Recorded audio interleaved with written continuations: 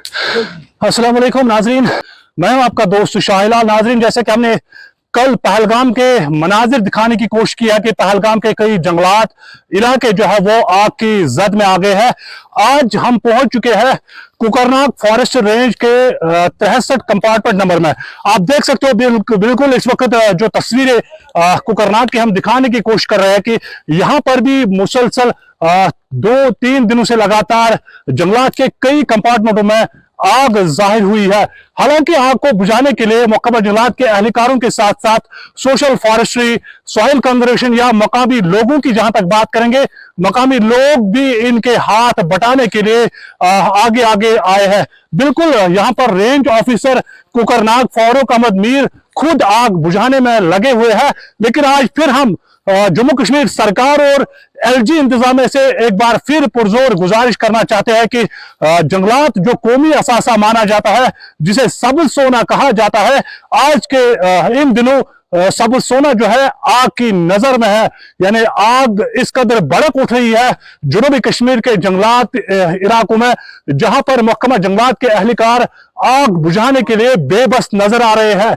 क्योंकि बेबस इस लिहाज से नजर आ रहे हैं, महकमा जंगलात के एहलकारों के पास वो जदीद आलात नहीं है से वो बर वक्त आग बुझाने में लग जाते।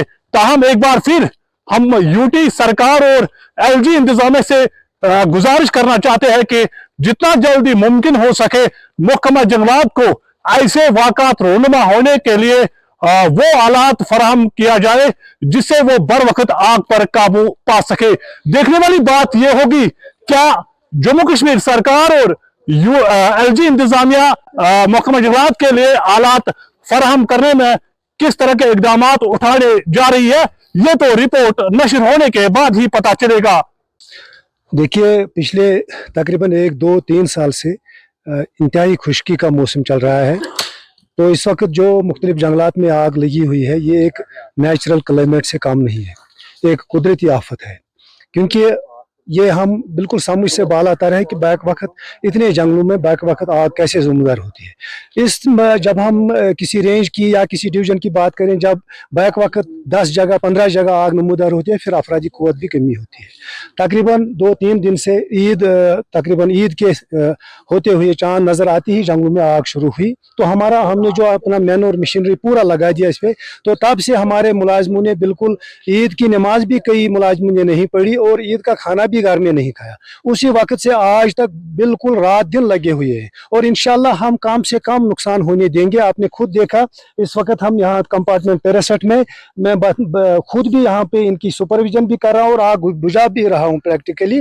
तो इंशाल्लाह हमारी ये कोशिश रायगा नहीं रहेगी। अलबत्ता मेरी गुजारिश है आवाम से भी, वो जंगलात मुलाजमीन का तमाशा नहीं देखें, तमाशबीन बन के नहीं रहेंगे, वो खुद सामने आएंगे। ये उनकी प्रॉपर्टी है, हम इनके गवर्नमेंट की तरफ से हम इसकी रखवाली कर रहे हैं। लेकिन बहरहाल ये एक कौमी सरमाया है, इसका कोई मतलब सिर्फ इक्तिसादी फायदा नहीं है, बल्कि एक एनवायरमेंटल बेनिफिट भी है। अगरचे हम इस वक्त जंगलों से बहुत कम लकड़ी कम ले जा रहे हैं घर, मगर इसका जो माहौलियाती फायदा है वो कई गुना, वो मतलब मूल से बालातर है, वो कीमत से बाहर चीज है। दरख्त जो वो आपकी नजर हो गई, आपने देखा यहाँ पे ये ग्राउंड फायर ज्यादातर हो रहा है, इससे 80% ग्राउंड फायर हो रहा है।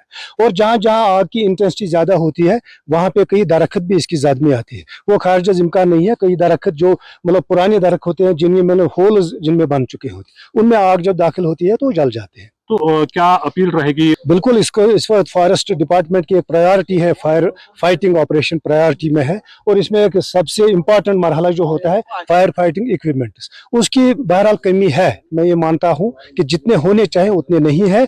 और हमने मतलब जो अगला जो प्रोग्राम हमारा कैंपा का प्रोग्राम बना है, उसमें सबसे बड़ा टारगेट डिपार्टमेंट ने यही रखा है कि फायर फाइटिंग इक्विपमेंट से अपने मुलाजिमों को लेस करें, जिसमें हेलमेट आते हैं, वो रेक्स आते हैं, या मतलब गॉगल्स आते हैं, जो मतलब अपने एहतियात के बचाव की चीज़ें होती हैं, और फायर बीटर्स आते हैं, और बहुत सारी फायर एक्सटिंग्विशर्स आते हैं, बहुत सारी चीज़ें आती हैं। तो प्रायोरिटी पे फॉरेस्ट डिपार्टमेंट का यही है कि फायर फाइटिंग इक्विपमेंट्स बहुत एडुकेट होने चाहिए फॉरेस्ट डिपार्टमेंट के साथ। एशियन किड्स बड़ी ब्राह्मणा आपके बच्चों के लिए है एक परफेक्ट चॉइस, क्योंकि यहाँ आपके बच्चों को मिलेगी सेफ्टी के साथ साथ क्वालिटी एजुकेशन।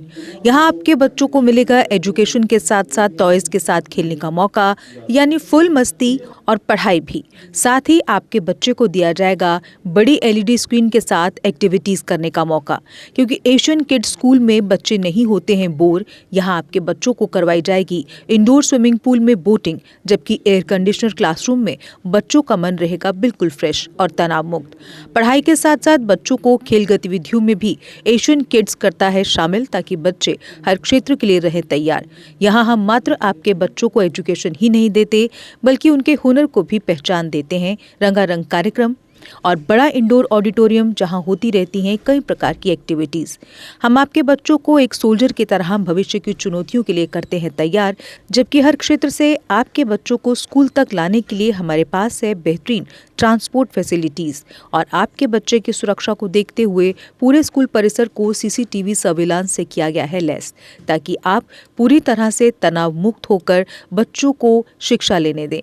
तो फिर किस बात की है देर, आज ही एशियन किड्स में विजिट करें, क्योंकि हमारे यहाँ एडमिशन ओपन हो चुके हैं और लिमिटेड सीट्स ही अवेलेबल है। हमारा पता है Asian kids near Bharti public school, Bari Brahmana. Mobile number 7006135171 9149725087। मैं managing director Asian kids fresher बच्चों के पेरेंट्स से खास तौर पर अपील करना चाहूँगा कि वो अपने बच्चों की एडमिशन कराने से पहले एक बार एशियन किड्स जरूर विजिट करें, आपको अच्छा लगेगा। थैंक यू, धन्यवाद। जम्मू कश्मीर की खबरों के लिए जुड़े रहिए JK अपडेट के साथ।